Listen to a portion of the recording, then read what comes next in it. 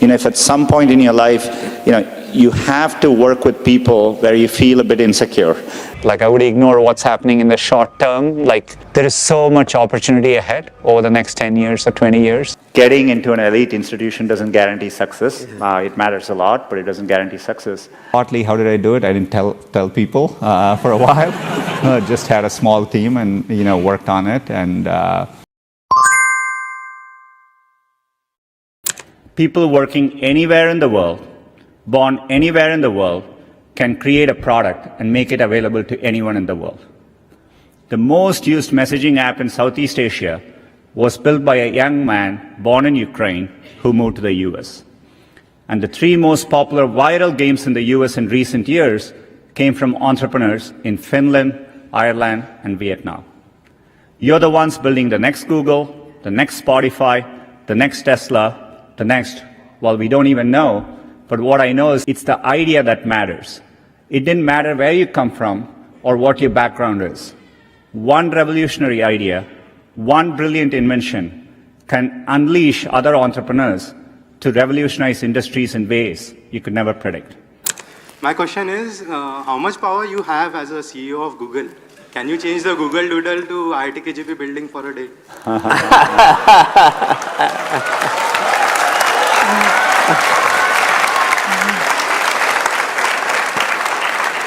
I'm going to send a message to the team.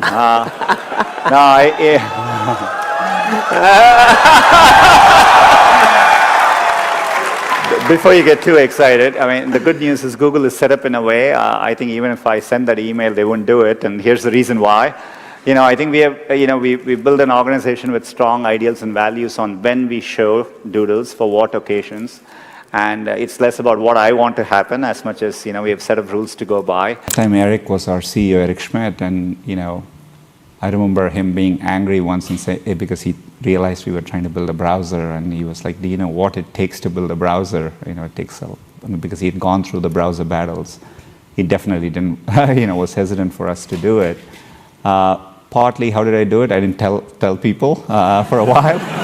Just had a small team and, worked on it. And only when we had something to show, we had a chance to show the product, and that got people excited. And so, but it is, it's a good lesson. I think if you have a set of committed people, passionate people, you can achieve, even I couldn't have foreseen what it would eventually become, but shows the power of a small group of committed people. You will have many opportunities to reinvent yourself, and so so I think it's worthwhile taking risks and trying to do something you're really excited by. And if the first attempt you don't do it, you can try again, and things tend to work out in the long run.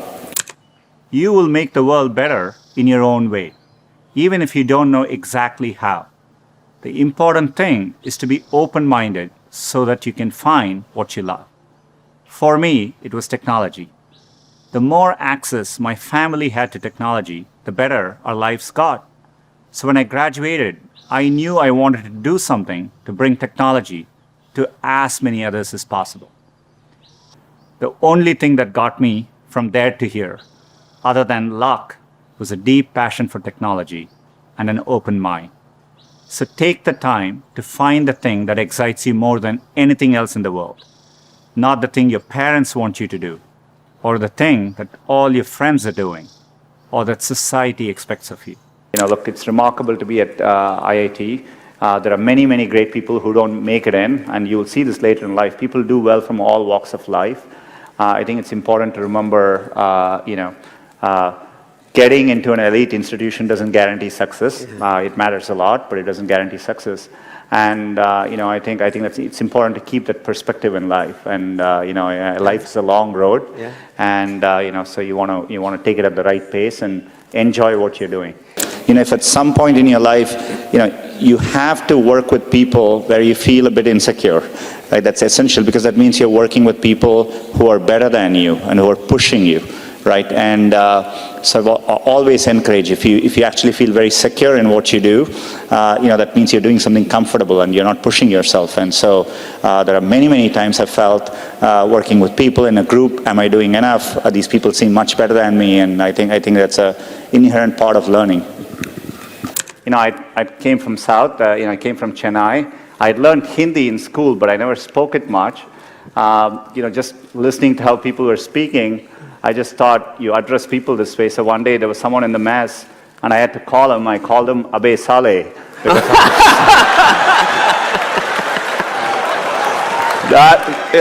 That's how, in my first couple of weeks, I thought you call people that way. It required, and next thing I know, the folks in the mess were quite upset, and I think they temporarily closed down the mess. Oh, wow. So I wasn't very popular for that day. So you were responsible for the mess shutting down at IIT? Just for a moment, yeah, just for a moment.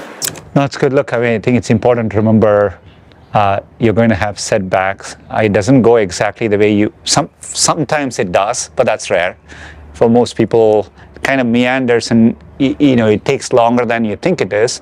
And as I said earlier to young entrepreneurs, there's no better time to be a young entrepreneur. Like, I would ignore what's happening in the short term. Like, there is so much opportunity ahead over the next 10 years or 20 years. I think to creators, there's no better time to be a creator. What is it that drives innovation at Google?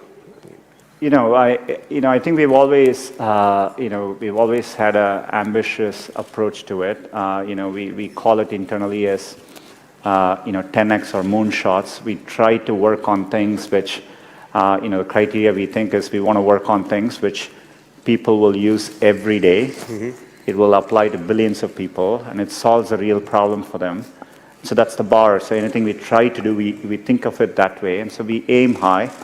We try to use deep computer science to anything we approach so that we can have a differentiated approach to solving it.